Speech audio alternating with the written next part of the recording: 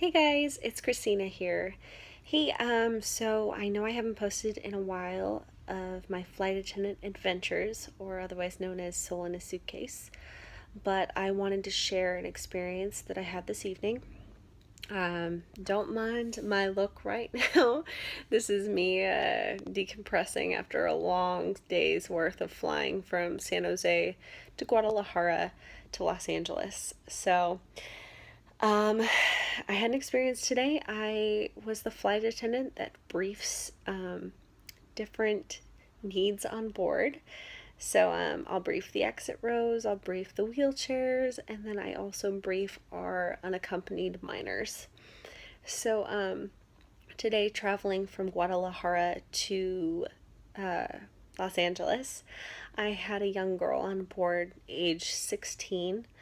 Um, and she was traveling by herself, and I asked her if she was going to be visiting family in Los Angeles, and she hesitantly told me no.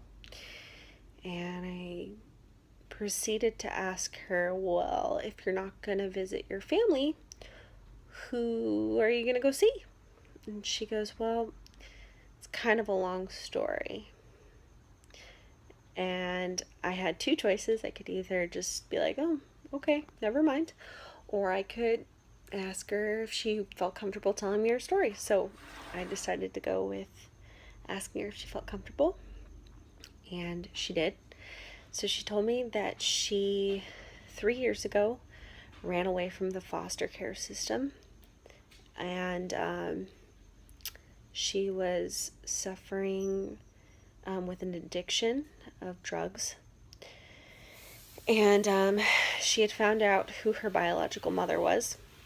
Um, she was also suffering from an addiction of drugs, and she found out who her biological grandfather is. And he owns a rehabilitation center in Guadalajara.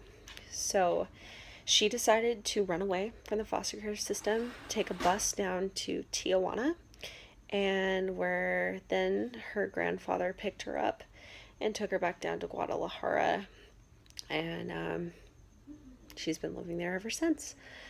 She got herself clean, and now she doesn't deal with that addiction anymore. She's decided to turn herself back into the foster care system and come back to the States so that she can have a better opportunity for schooling here in the United States and become a doctor.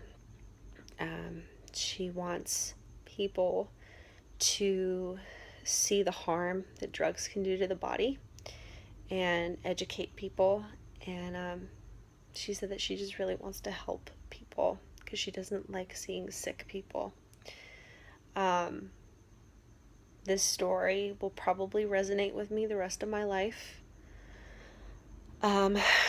She came to the back of the plane later on in the flight, and I felt throughout the whole flight that I needed to say something to her because I've known people that have gone through the foster care system. I've known people that have been adopted and don't know their biological parents. I've known people that feel neglected through this process or like failures in this process. So I felt like I needed to give her some reassurance. So I told her that no matter what happens to her, she needs to feel proud of herself, because for a 16-year-old to make this decision, that is absolutely huge. And it's inspiring. Honestly, like, if you had a doctor that was once addicted to drugs and had been through all of that and leaving the foster care system, and now they're your doctor and helping you with the same thing, like, they understand equally where you're coming from.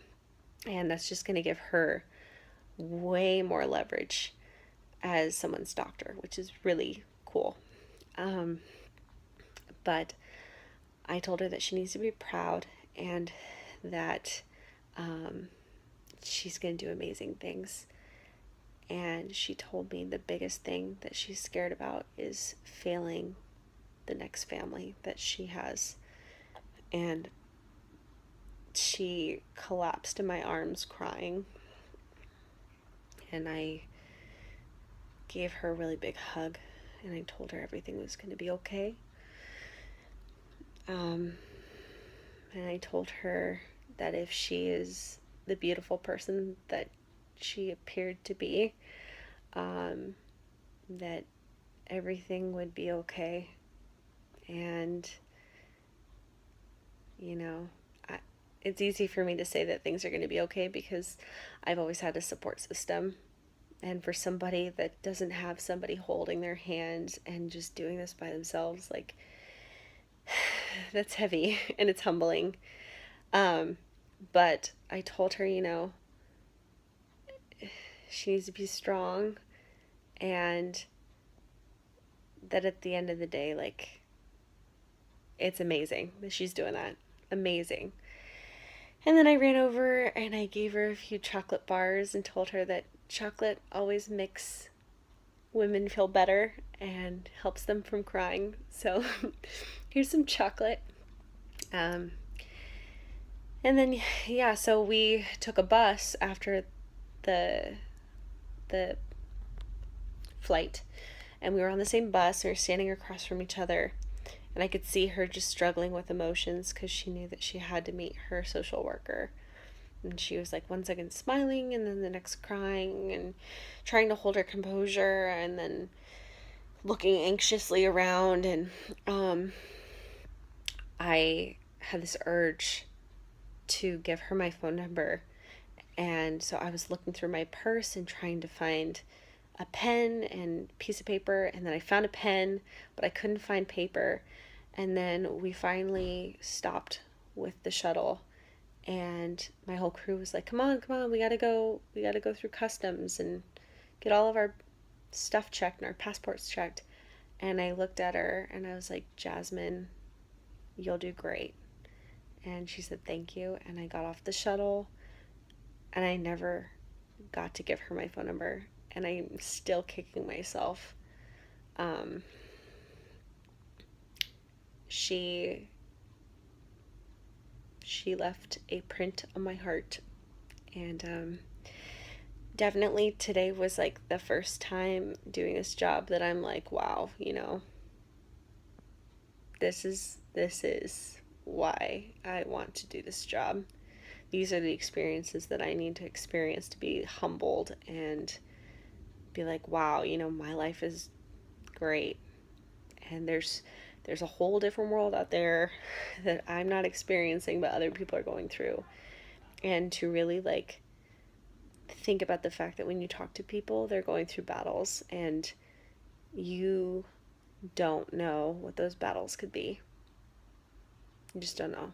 So think about that the next time you fly or travel, or the next person you're sitting on a bus with. Like, there's a story there, and all you have to do is just ask why, because people just want to be heard. They want to be listened to. So anyways, I hope you guys have a good day, and yeah, that was my first trip to Mexico. Bye.